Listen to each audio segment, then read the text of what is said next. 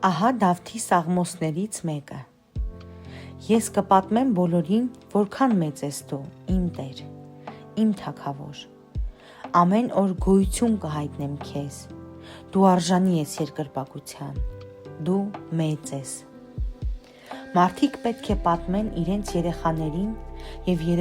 երեխաներին քո մեծ գործերի մասին։ Ես պետք է պատմեմ քո մեծության մասին բոլորին։ Բոլորը կերքեն քո ողորմության մասին։ Դու առատ և բարեգութ ես։ Դու համբերատար Տեր ես։ Դու բարեգութ ես բոլորի նկատմամբ։ Քո ամբողջ ժողովուրդը կփառաբանի քեզ։ Ամեն ոք կիմանա քո մասին և այն մասին, թե որքան սքանչելի է քո թագավորությունը։